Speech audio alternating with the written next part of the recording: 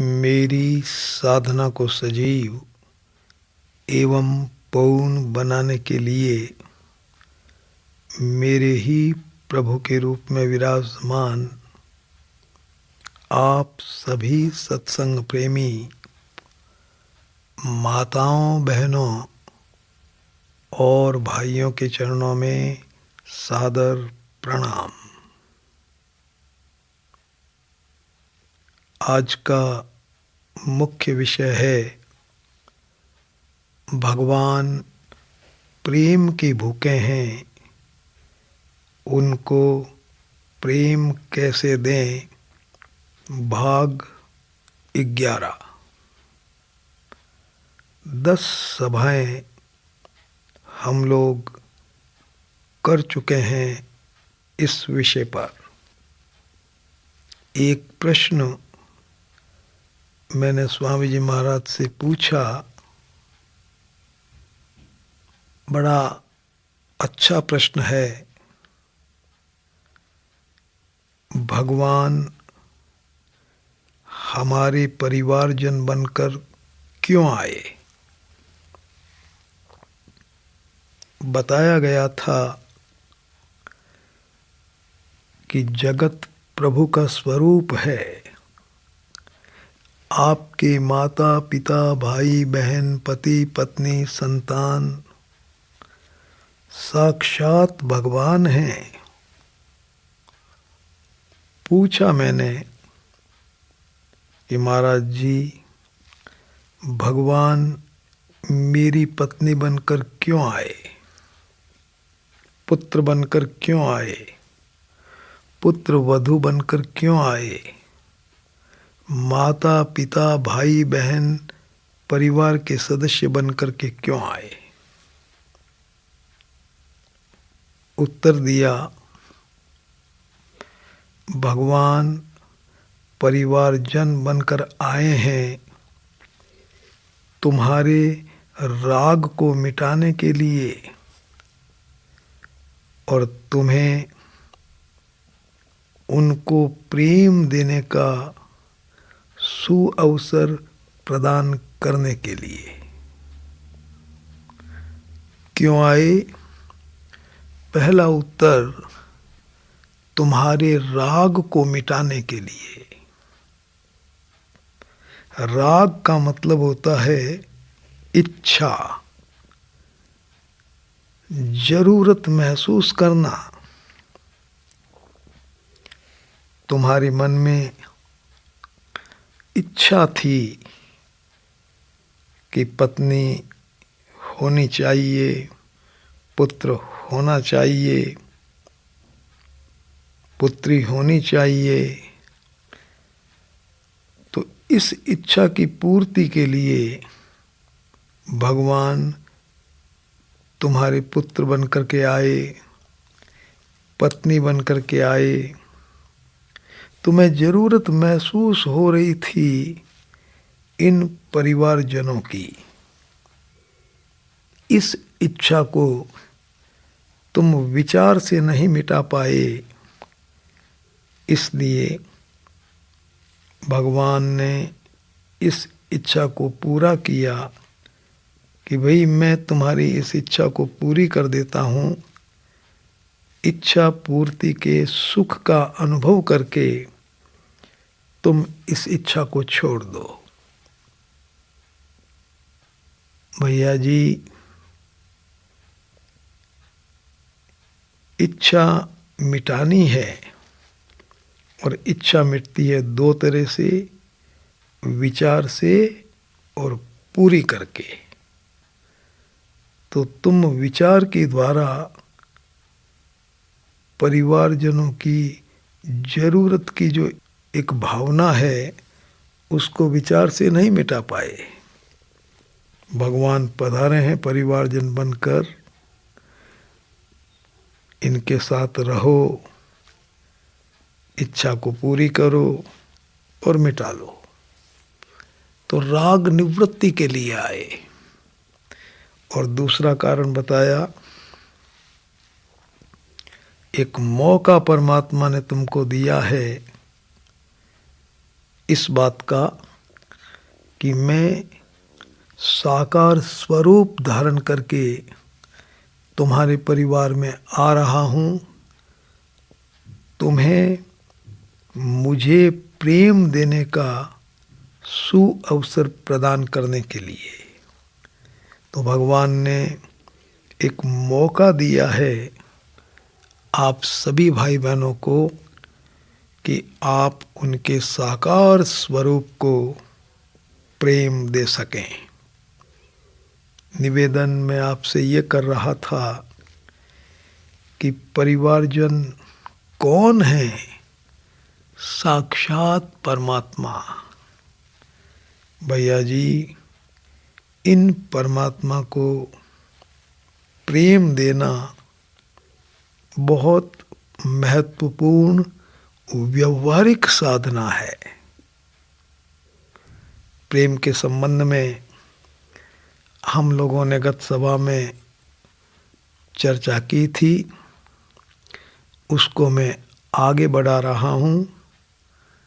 प्रेम देने का आशय है प्रसन्नता देने की भावना रखना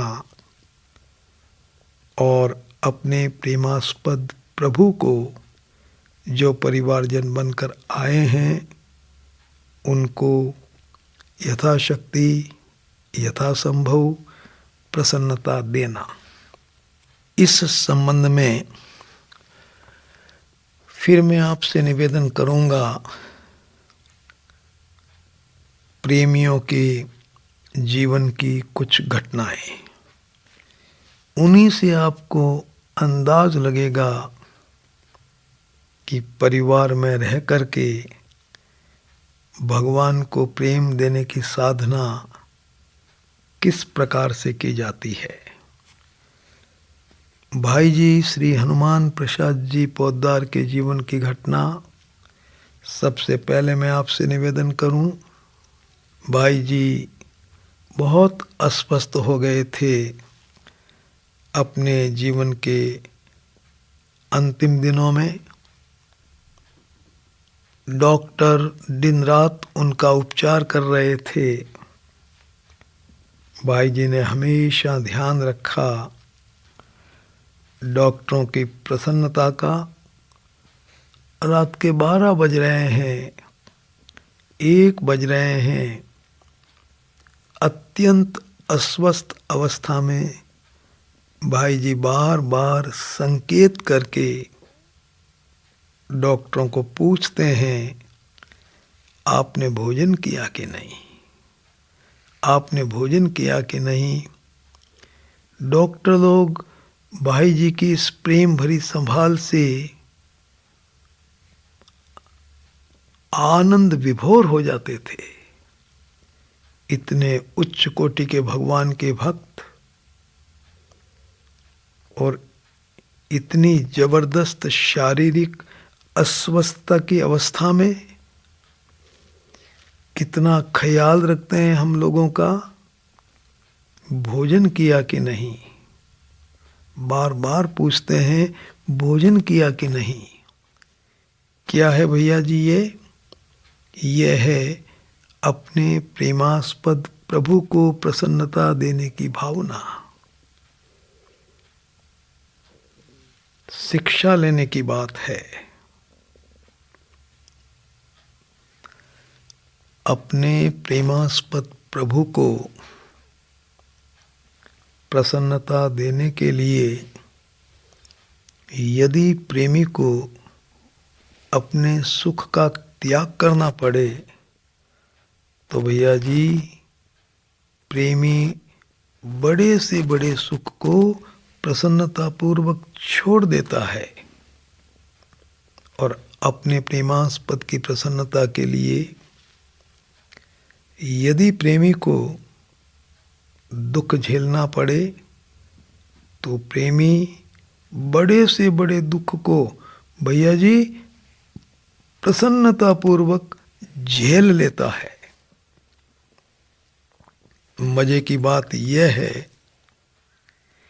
कि प्रेमास्पद की प्रसन्नता के लिए प्रेमी को सुख छोड़ने में और दुख झेलने में विचित्र प्रकार के आनंद की अनुभूति होती है।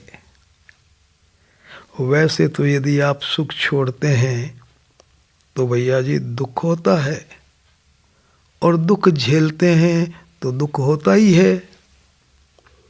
लेकिन प्रेम की साधना में सुख छोड़ने में और दुख झेलने में अलौकिक आनंद की अनुभूति होती है।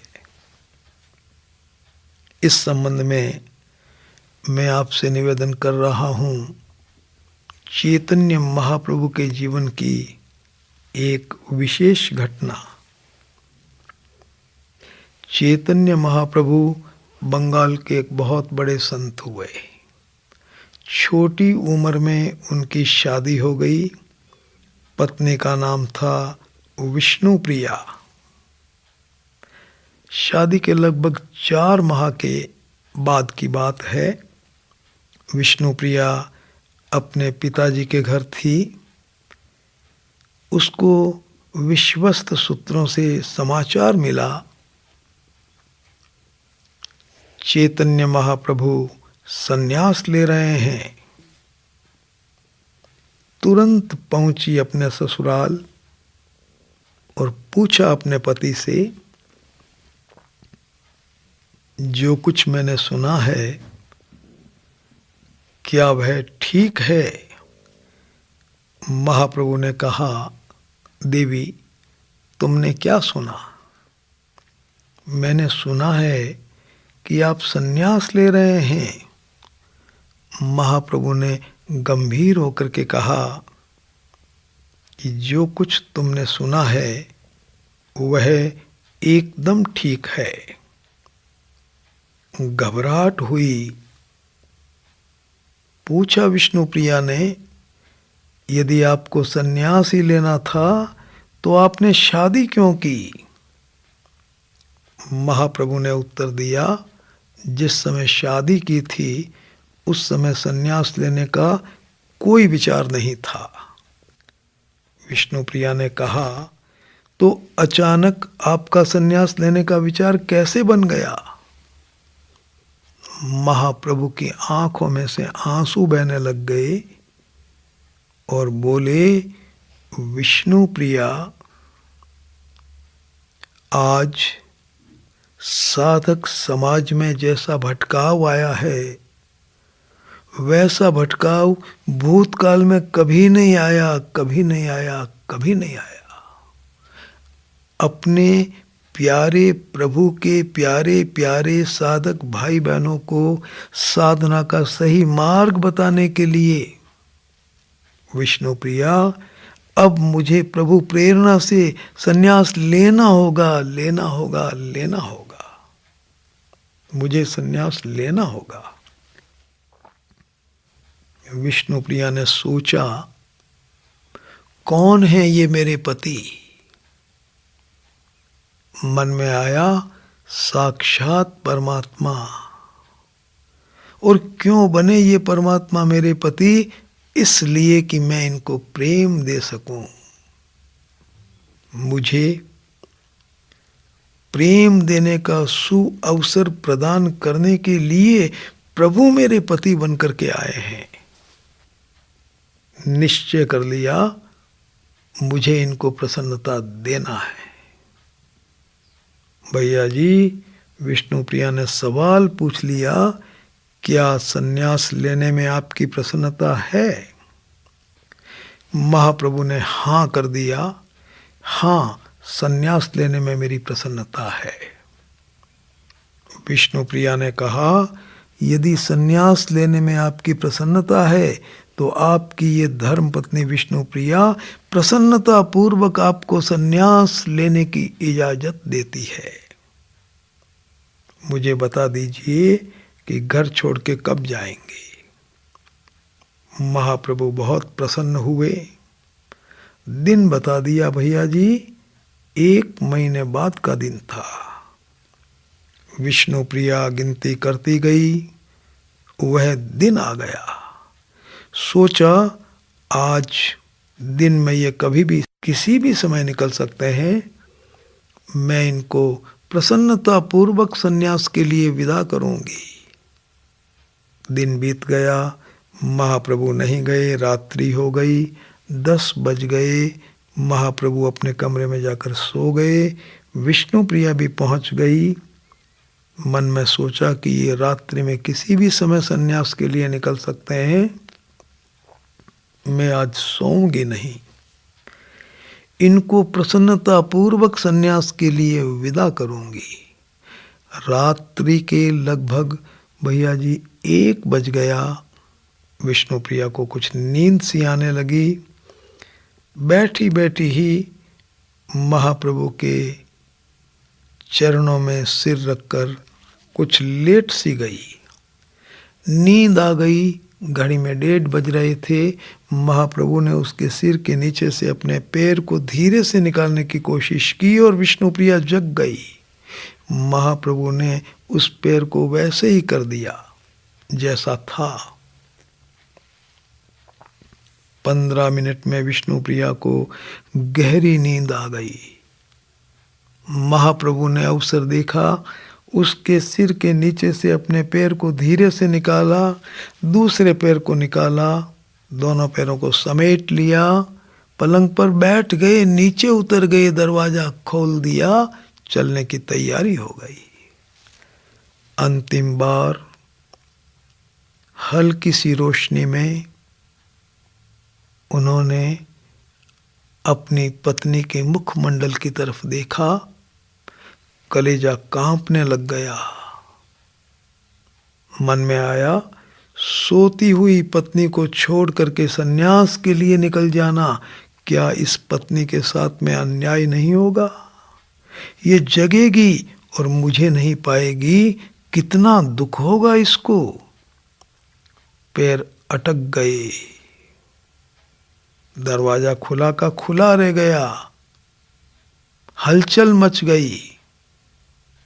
प्रभु से प्रार्थना की, प्रेरणा हो गई, छोड़ दो इसे मेरे सर्वशक्तिमान हाथों में और निकल जाओ मेरे काम के लिए। महाप्रभु के मुख से निकला कि हे भगवान, अब तक आपकी विष्णु प्रिया इन कमजोर हाथों में थी, अब मैं आपकी विष्णु प्रिया को आपके सर्वशक्तिमान हाथों में सौंप रहा हूं प्रभु। इसको मेरे वियोग का लेश मात्र भी दुख न हो। भैया जी निकल गए, नदी को पार किया रात्रि में तैर करके। 4 बजे एक नाई से बाल कटवाए। नाई ने दुखी हृदय से रोते रोते उनके बाल काटे। महाप्रभु सन्यासी हो गए। 1 वर्ष के भीतर भीतर उनकी जबरदस्त प्रसिद्धि हो गई। 365 दिन के बाद वापस अपने गांव में आए। सारा गांव उनके दर्शनों के लिए उमड़ पड़ा। महाप्रभु की जय जयकार के नारों से आकाश गूंज उठा।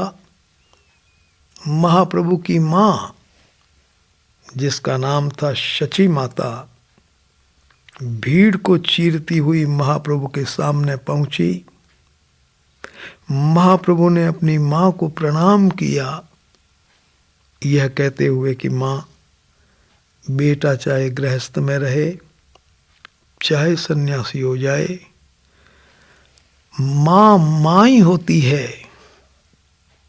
आपके सन्यासी पुत्र का आपके चरणों में प्रणाम है मैया। मां ने आशीर्वाद दिया और कहा, चैतन्य, तू बन गया है चैतन्य महाप्रभु। दुनिया कर रही है तेरा जय जयकार, लेकिन चैतन्य, तुझे इस बात का पता है कि नहीं कि सारा गांव तेरे दर्शनों के लिए उमड़ गया, लेकिन एक ऐसी लड़की भी है इस गांव में जिसे तू जिस कमरे में छोड़ करके गया था, वो उसी कमरे में बैठी हुई है आज तक। सारे दिन भगवान के नाम की माला फेरती है, एक माला पूरी हो जाने पर चावल का एक दाना अलग कर देती है। शाम को जितने दाने हो जाते हैं उनको उबाल करके अपने पेट में डाल लेती है। यह है उसका भोजन। वो भी तेरे दर्शनों के लिए आ सकती थी, क्यों नहीं आई? इसलिए कि वो मन में ये सोच रही है कि मैं अपने सन्यासी पति के सामने जाऊंगी तो मेरे उन प्रेमास्पद प्रभु जो मेरे पति बन करके आए हैं उनको प्रसन्नता मिलेगी कि नहीं मिलेगी? कहीं उनके कलेजे को धक्का तो नहीं लग जाएगा? सोच रही है चैतन्य, बोल मैं उसको यहाँ लेके आ जाऊं या नहीं। महाप्रभु की आंखों में से प्रेम के आंसू बहने लग गए और कहा कि माँ, विष्णु प्रिया घर में रह करके जो ईश्वर प्रेम की साधना कर रही है, तेरा ये पुत्र सन्यासी बन करके भी उस साधना को नहीं कर पाया। माँ, विष्णु प्रिया भगवान को प्रेम देने वाली उच्च कोटि की महान भक्त है। माँ, तुम उसको लेकर के आओ, मैं ऐसे भक्त राज के दर्शन करना चाहता हूँ। माँ गई, सारी बात विष्णु प्रिया को कही। विष्णु प्रिया आई, चैतन्य महाप्रभु के सामने खड़ी हो गई। आंखों में प्रेम के आंसू बह रहे हैं सबके, कोई कुछ नहीं बोल रहा है। चुप्पी को तोड़ते हुए महाप्रभु ने कहा कि विष्णु प्रिया, मैं सन्यासी बन करके भगवान को प्रेम देने की जो साधना नहीं कर पाया, विष्णु प्रिया तुमने उस साधना को घर में बैठ करके किया है। तुम भगवान की महान प्रेमी हो, भगवान की महान भक्त हो। मैं बहुत आनंदित हूँ, गौरवान्वित हूँ। बोलो विष्णु प्रिया, आज तुम मुझसे जो मांगोगी मैं तुम्हें वही दूंगा। बोलो विष्णु प्रिया, तुम क्या चाहती हो, क्या चाहती हो, क्या चाहती हो? भैया जी, विष्णु प्रिया ने क्या कहा? आपकी ये विष्णु प्रिया अपने लिए कुछ नहीं चाहती। आप इस विष्णु प्रिया को वह चीज दे दीजिए जिसको देने में आपकी प्रसन्नता हो। भैया जी, प्रेमास्पद को प्रसन्नता देना, भगवान को प्रसन्नता देना, आपकी प्रसन्नता जिसमें हो, आप अपनी इस विष्णु प्रिया को वही दे दीजिए, वही दे दीजिए, वही दे दीजिए। विष्णु प्रिया आपकी प्रसन्नता चाहती है, आपकी प्रसन्नता के अलावा कुछ नहीं, कुछ नहीं, कुछ नहीं। महाप्रभु की आंखों के आंसू बहुत तेज हो गए और महाप्रभु बोले, विष्णु प्रिया, मैं तुम्हें क्या दूं? जाओ विष्णु प्रिया, मैं तुम्हें ये वरदान देता हूं कि जैसा तुम्हारा नाम है वैसी तुम्हारी गति होगी। तुम विष्णु की प्रिया ही हो जाओगी, तुम विष्णु की प्रिया ही हो जाओगी। यह है भैया जी महाप्रभु के जीवन की एक घटना। कितना बड़ा त्याग अपने प्रेमास्पद प्रभु जो पति बन करके आए उनकी प्रसन्नता के लिए। एक घटना में आपसे निवेदन कर रहा हूं, भरतलाल जी के जीवन की। विचित्र घटना है भैया जी ये भी। प्रेमियों के जीवन की बातें सुनने और पढ़ने से आपको पता चलेगा कि परिवार में रह करके परमात्मा को प्रेम देने की साधना किस तरह से की जाती है।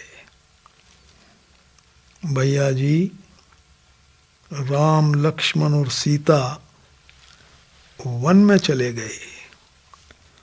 भरतलाल जी आए, भारी दुख हुआ। वन में गए, राम जी को मना करके लाने के लिए। अयोध्या सारी उनके साथ गई। राम जी और भरत का मिलन हुआ। रात दिन भरत जी सोच रहे हैं किस तरह से राम जी को अयोध्या लौटाया जाए। गुरु जी के पास गए। निवेदन किया था मैंने आपको गत सभा में। गुरु जी ने कहा कि बेटा तुम दोनों भाई वन में रहो, राम लक्ष्मण और सीता अयोध्या आ जाएं, ऐसा मैं सोच रहा हूँ। भरत जी को अपार आनंद आया ये सुन करके और उन्होंने ये कहा, कानन करहि जन्म भर वासु। गुरु जी, राम की प्रसन्नता के लिए 14 वर्ष नहीं, मैं आजीवन वन में ही रहूंगा। कितना बड़ा त्याग है भैया जी। गुरु जी गदगद हो गए। बात आगे बढ़ नहीं पाई। बीत गए 4-5 दिन। क्या किया जाए। इधर मर्यादा पुरुषोत्तम राम और इधर भगवान के अत्यंत अधिक भक्त प्रेमी भरत। सारा उत्तरदायित्व सौंपा गया जनक जी को। बड़ी भारी सभा जुड़ी और जनक जी को ये कहा गया कि जनक जी, दोनों परिवारों के मुखिया आप हैं, आप जो कहेंगे वही ये दोनों भाई करेंगे। आपकी आज्ञा का पालन भरत भी करेगा और राम भी करेंगे। सभा जुड़ गई। जनक जी खड़े हो गए। एक तरफ राम, दूसरी तरफ भरत। भरत जी को बुलाया जनक जी ने और कहा कि भरत, तुम छोटे हो बेटा, बोलो तुम क्या चाहते हो। पहले मैं तुम्हारी बात सुनूंगा। तुम क्या चाहते हो भरत, बोलो। भरत ने कहा कि पिताजी, मैं क्या चाहता हूं, क्या इस बात की जानकारी आपको नहीं है? सुन लीजिए, मेरी एक ही इच्छा है कि राम लक्ष्मण और सीता अयोध्या आ जाएं, चाहे इसके लिए मुझे कितना ही बड़ा त्याग क्यों न करना पड़े। और मेरी कोई इच्छा नहीं है, मैं केवल राम जी की प्रसन्नता चाहता हूं। जनक जी ने सुना और भरत को क्या कहा, भैया जी, भरत सावधान हो जाओ। तुम स्वार्थी हो, तुम स्वार्थी हो, तुम भोगी हो, तुम मतलबी हो। स्वार्थी, मतलबी, भोगी, भरत को कहा। भरत ने कहा, पिताजी कैसे? तो बोले, भगवान से अपनी इच्छा को पूरा करवाने वाला भोगी होता है और भगवान की इच्छा पूरी करने वाला प्रेमी होता है। भरत, ये तुम्हारी इच्छा है ना कि राम लक्ष्मण और सीता अयोध्या में आ जाएं? ये तुम्हारी इच्छा है भरत। तुम अपनी इच्छा को पूरा करना चाहते हो, इसलिए तुम भोगी हो, स्वार्थी हो। तुम्हारा जन्म इस संसार को प्रेम का पाठ पढ़ाने के लिए हुआ है। भरत, यदि तुम वास्तव में राम के प्रेमी हो तो जाओ और राम को पूछो कि भैया आपकी क्या इच्छा है, राम की इच्छा को पूरा करो। भरत की आंख खुल गई, सावधान हो गए, राम जी के पास गए। राम जी ने हृदय से लगाया और कहा कि भरत, बोलो भरत, तुम क्या चाहते हो? तुम जो चाहते हो मैं वही करूँगा भरत। तुम मेरे बहुत बड़े प्रेमी हो, प्रेमी हो, प्रेमी हो। भरत जी ने भरे हृदय से कहा कि भाई साहब, चाहता था, अब ये भरत कुछ नहीं चाहता। पिता जनक जी ने मेरी आंखें खोल दी, मैं भोगी बन रहा था, भरत अब कुछ नहीं चाहता। अब तो आप बताइए कि आप क्या चाहते हैं। जो आप चाहते हैं वही भरत करेगा। राम जी गदगद हो गए, भरत को हृदय से लगा लिया और कहा कि भरत, मैं हार गया, तुम जीत गए इस ईश्वर प्रेम की साधना में। भरत, तुम जीत गए, तुम महान हो, तुम महान हो।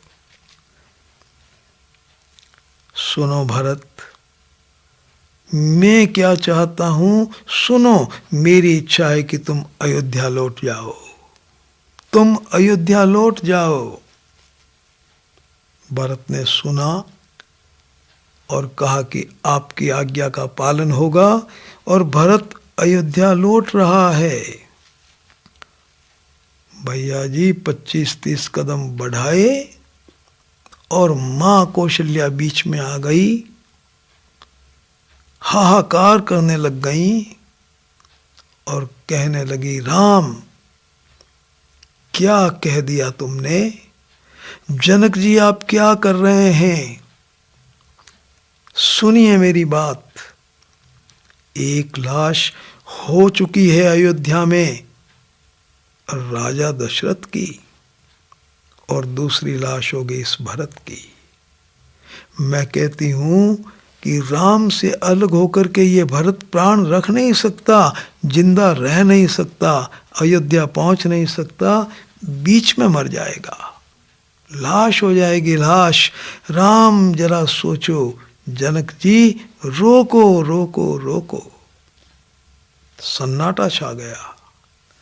भरत रुक गए, संकेत किया कि मां ठीक कह रही है। राम जी को कहा कि मां ठीक कह रही है, आपका वियोग मैं सहन नहीं कर सकता, मैं प्राणों को नहीं रख सकता आपसे अलग होकर के,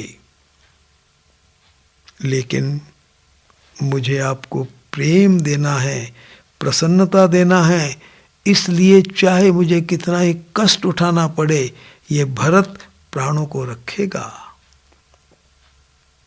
मैं आपकी आज्ञा का पालन करूंगा, मैं अयोध्या जाऊंगा, लेकिन मेरे प्राण नहीं निकले, प्राण रह जाए इस शरीर में। इसलिए भैया, मुझे कुछ अवलंबन दो, अवलंबन दो, मुझे कोई सहारा दो, ताकि उस सहारे में इन प्राणों को रख सकूं। मुझे सहारा दो, सहारा दो, मुझे सहारा दो। राम जी ने बात सुनी, समझी, सोचा कि भरत ठीक कह रहा है, मुझसे अलग होकर के ये प्राणों को नहीं रख पाएगा।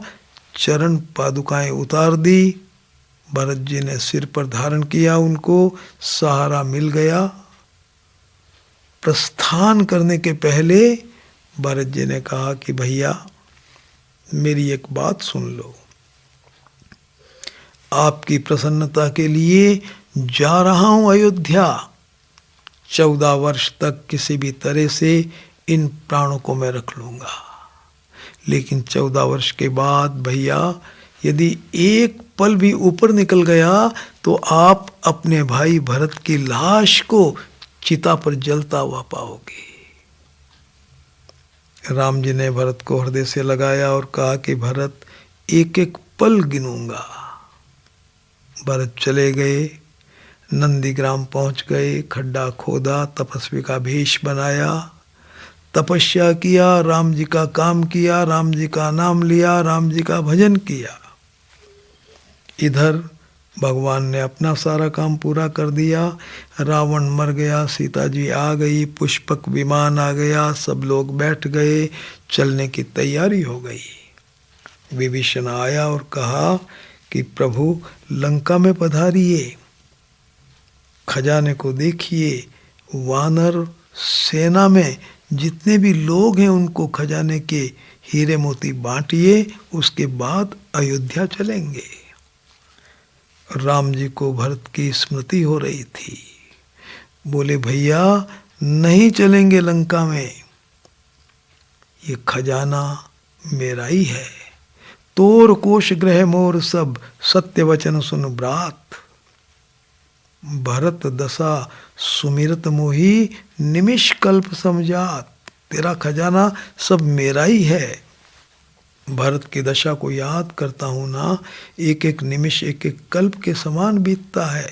भरत दशा सुमिरत मोही, निमिष कल्प समझात। विभीषण ने कहा कि प्रभु इतनी भी क्या जल्दी है। भगवान ने कहा अरे भाई, तपस्वी का भेष बनाया है उसने, शरीर कमजोर हो रहा है, मुझे याद कर रहा है। मैं तुम्हारा निहोरा करता हूँ, हाथ जोड़ता हूँ, जल्दी कोई ऐसा इंतजाम कर कि मैं भरत से जाकर के मिल लूं। तापस भेष गात कृश, जपत निरंतर मोई। देखो बेगिसु जतन करो, सखा निहारऊं तो। निहोरा करने लग गए भैया जी और बोले देख अवधि बीत गई और फिर मैं गया, मैं अपने वीर भाई भरत को जिंदा नहीं पाऊंगा, जिंदा नहीं पाऊंगा, जिंदा नहीं पाऊंगा। विभीषण जल्दी करो, जल्दी करो। बीते अवधि जाम जो, जियत ने पावऊं वीर। सुमिरत अनुज प्रीति प्रभु, पुनि पुनि पुलक शरीर। भैया जी शरीर पुलकायमान हो गया। मैं निवेदन आपसे ये कर रहा हूं कि अपने प्रेमास्पद की प्रसन्नता के लिए कितना बड़ा त्याग किया भरत जी ने, और इससे भी बड़ा त्याग किया भरत जी की मां कैकेयी ने, जिनके चरित्र के बारे में कम लोगों को जानकारी है, लेकिन ये बात मैंने संत वाणी में सुनी भैया जी। बचपन में राम एक दिन कौशल्या मैया के पास में गए और कहा कि माँ जब मैं बड़ा हो जाऊं, शादी हो जाए, आप मुझे वनवास में भेज दीजिएगा, मुझे कुछ काम करना है वन में जाकर के। माँ घबरा गई, इनकार कर दिया, मैं तुम्हारी इस इच्छा को पूरा नहीं कर पाऊंगी, मुझे यह सहन नहीं होगा। सुमित्रा जी के पास में गए, सुमित्रा जी से निवेदन किया कि माँ आप कर दीजिए इस तरह की बात, इनकार कर दिया। अंत में माँ कैकेयी के पास में गए और कहा कि माँ मेरी एक इच्छा है, आप पूरी कर दीजिए। माँ ने कहा कि क्या इच्छा है? बोले मुझे आप वनवास भेज देना विवाह के तुरंत बाद में। माँ घबरा गई, वनवास भेज दूं तुमको, ये काम मैं नहीं कर पाऊंगी। राम जी ने कहा कि मैया आप मुझे प्रेम देने वाली माँ हैं, और प्रेम देने का मतलब होता है अपने प्रेमास्पद की इच्छा को पूरा करना, चाहे उसके लिए बड़े से बड़ा त्याग क्यों न करना पड़े। इन दुनिया वालों को माँ प्रेम की शिक्षा देनी है। माँ आप जरा इस नाटक को कर दीजिएगा, मुझे वन में भेज दीजिएगा, मेरी इच्छा है ना। माँ को समझा दिया और भैया जी माँ तैयार हो गई। कैकेयी माँ मैं तुम्हें वनवास में भेज दूंगी बेटा।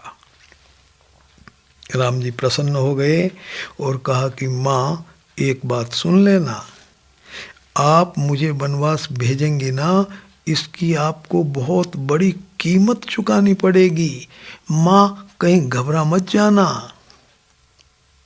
आप वनवास के लिए तैयारी करेंगी, वर मांगेंगी, मुझे वनवास में भेजेंगी, सबसे पहले आपका अपमान करेंगे आपके पति।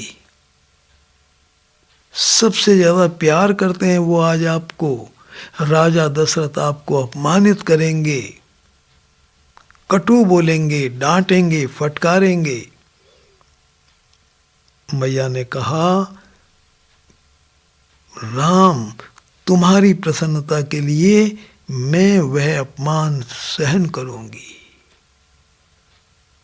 बोले, मां, कथा यहां समाप्त नहीं होगी। आपका प्राण प्यारा बेटा भरत भी आपका अपमान करेगा। भरत ननियाल से आएगा, सारे समाचार आप उसे सुनाओगी और वो कहेगा कि वरदान मांगते समय तुम्हारी जीभ में कीड़े क्यों नहीं पड़ गए, तुम्हारी जीभ गल क्यों नहीं गई, आकाश टूट करके तुम्हारे ऊपर क्यों नहीं गिर गया, धरती फट क्यों नहीं गई, तुम पाताल में क्यों नहीं चली गई, तुमने रघुकुल की हत्या कर दी, तुम हत्यारिन हो, तुम मां नहीं हो, तुम हत्यारिन हो। मैं हमेशा हमेशा के लिए जा रहा हूं इस राजमहल से, कभी लौट करके नहीं आऊंगा। तुम सोच लेना कि मेरा बेटा भरत मर चुका है, और मैं सोच लूंगा कि मेरी मां कैकेयी मर चुकी है। आज के बाद ये भरत तुम्हें कभी मां नहीं कहेगा। कैकेयी ने कहा, इस अपमान को मैं सहन करूंगी तुम्हारी प्रसन्नता के लिए। राम ने कहा कि मां, कथा यहां समाप्त नहीं होने वाली। अयोध्या का बच्चा बच्चा तुम्हें धिक्कारेगा। हमारी इस प्रेम लीला का पता किसी को नहीं चलेगा। अयोध्या की महिलाएं आपको बुरा भला कहेंगी, मंत्री तुम्हें बुरा भला कहेंगे, सब लोग आपको कलंकित करेंगे। कैकेयी ने कहा, राम, तुम्हारी प्रसन्नता के लिए मैं वह भी सहन करूंगी। भगवान ने कहा, मां, कथा और आगे चलेगी, यहां समाप्त नहीं होगी। क्या होगा? बोले, गुरु वशिष्ठ को भी तुम्हारी और मेरी इस प्रेम लीला का पता नहीं चलेगा, वो भी आपको बुरा भला कहेंगे।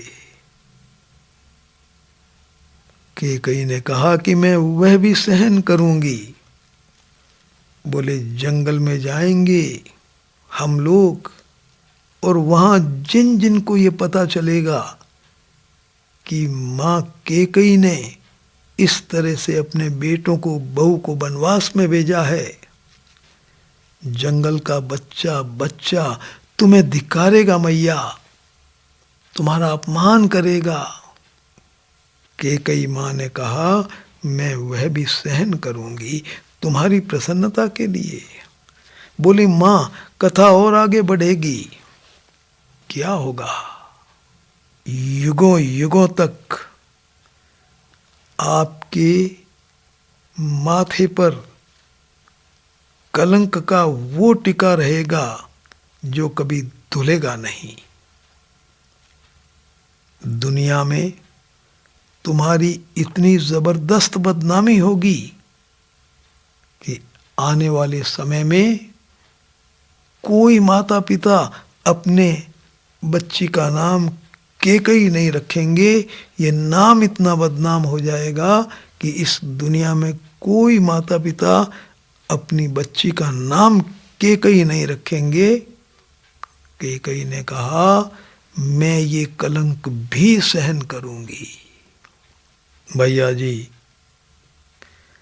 राम की इच्छा को पूरी करने के लिए मां कैकेयी ने इतना बड़ा कलंक सहन किया जिससे बड़ा कलंक कोई हो नहीं सकता।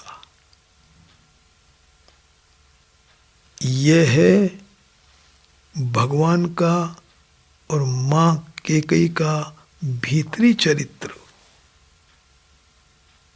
उच्च कोटि की भक्त थी भैया जी, उच्च कोटि की प्रेम देने वाली एक साधिका थी।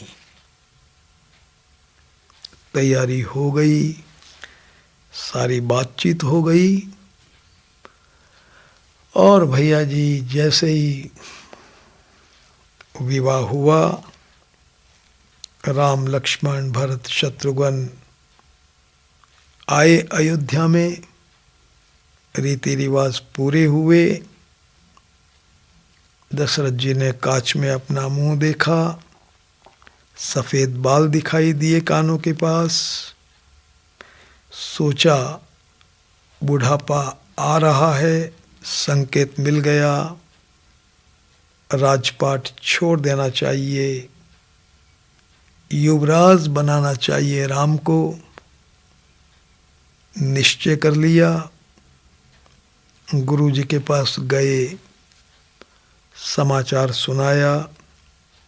गुरु जी ने समर्थन किया बात का और राम जी को जाकर के कहा कि बेटा, तुम्हारे पिता की ये इच्छा है, तुम युवराज बन जाओ। अब वो राजकाज से मुक्त होना चाहते हैं। राम जी ने कहा, गुरु जी ये कैसा अन्याय हो रहा है। हम चारों भाइयों का जन्म साथ साथ हुआ, बचपन साथ साथ बीता, हम लोगों की पढ़ाई साथ साथ हुई, हमने साथ साथ भोजन किया और साथ साथ हम लोगों ने विद्या पढ़ी। इतना ही नहीं, हमारी शादी भी साथ साथ हुई। और आज जब राजा बनने की बात आई तो ये राजा आप मुझे अकेले को क्यों बना रहे हैं? ये राज्य चारों भाइयों को मिलना चाहिए। मैं अकेला इस राज्य को नहीं ले सकता, चारों भाइयों को मिलना चाहिए। कितनी विशालता भैया जी। गुरु जी ने कहा कि बेटा, तुम महान हो, तुम धन्य हो, तुम्हारी बात बिल्कुल ठीक है, लेकिन रघुकुल का यही रिवाज है कि युवराज पद बड़े पुत्र को ही मिलता है। राम जी ने भरे हृदय से हां भरी, घोषणा हो गई, राम राज्याभिषेक की और अयोध्या को दुल्हन की तरह सजाया जाने लगा। इधर भगवान की लीला, मंथरा ने कैकेयी को सिखा दिया और कैकेयी ने 2 वरदान मांग लिए। पहला, मेरे बेटे भरत को राज्य मिलना चाहिए और दूसरा, 14 वर्ष के लिए सन्यासी बनकर राम जी को वनवास में जाना चाहिए। दशरथ जी ने दोनों वरदानों की बात सुनी, जबरदस्त दुख हुआ। कैकेयी को बहुत समझाया, कैकेयी नहीं मानी, बहुत अपमानित किया, बहुत बुरा भला कहा, लेकिन भैया जी कैकेयी टस से मस नहीं हुई। अयोध्या की वृद्ध महिलाओं ने कैकेयी को बहुत समझाया, देखो रानी, भरत राज्य लेंगे नहीं, दशरथ का जीवन बचेगा नहीं, तुम्हारा कलंक कभी धुलेगा नहीं। दूसरा वरदान वापस ले लो। कैकेयी कैसे ले सकती थी? जबरदस्त अपमान, जबरदस्त तिरस्कार, बच्चे के द्वारा अयोध्या का कण कण कैकेयी को धिक्कारने लग गया। कभी कभी एकांत में राम मां से पूछ लेते, मां, आपको इस अपमान से क्षोभ तो नहीं हो रहा है, दुख तो नहीं हो रहा है? मां गदगद हो जाती और जवाब ये देती कि प्रभु, जैसा अभिनय आपने मुझे दिया है वैसा और किसी को कभी मत दीजिए। बड़ा कठिन अभिनय है, बड़ा दर्दनाक नाटक है ये। मैं तो किसी तरह से इसको निभा लूंगी, लेकिन इस तरह से किसी और कोई अभिनय कभी मत दीजिए। भैया जी, सबका तिरस्कार सहन किया मां कैकेयी ने। अपने सिर पर बहुत बड़ा कलंक लिया। किस लिए? इसलिए कि प्रेमास्पद प्रभु प्रसन्न हो जाएं। अपने प्रेमास्पद राम की प्रसन्नता के लिए, उनकी इच्छा को पूरी करने के लिए मां कैकेयी ने इतना बड़ा कलंक सहन किया। आज भी आप जानते हैं भैया जी, दुनिया में आज भी कोई माता पिता अपनी पुत्री का नाम कैकेयी नहीं रखते हैं। नाम कलंकित हो गया। और थी कौन भैया जी ये कैकेयी?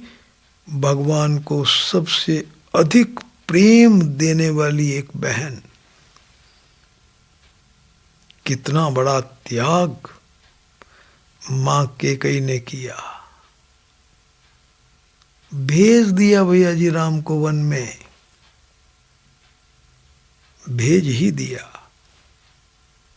दशरथ जी चले गए। निवेदन में आपसे ये करूं कि परिवार में रह करके भरत की भांति, मां कैकेयी की भांति, मां कौशल्या की भांति और राम जी की भांति इस प्रेम साधना को आप करें, बड़ा आनंद आएगा। यह है भैया जी पूजा घर के बाहर परिवार जनों के रूप में जो परमात्मा है ना, उनको प्रेम देने की साधना। इस साधना को आप अपने परिवार में करें। ऊपर से दिखती है ये एक सामान्य सी बात, और भीतर में है ईश्वर प्रेम की उच्चतम साधना। दूसरों को पता नहीं चलता है भैया जी इस साधना के बारे में। केवल आपके भीतर का भाव होना चाहिए। प्रभु पधार गए, मेरे परिवारजन बनकर, मुझे इनको प्रसन्नता देना है, प्रेम देना है, और इनकी प्रसन्नता के लिए अपने बड़े से बड़े सुख को प्रसन्नतापूर्वक छोड़ देना है,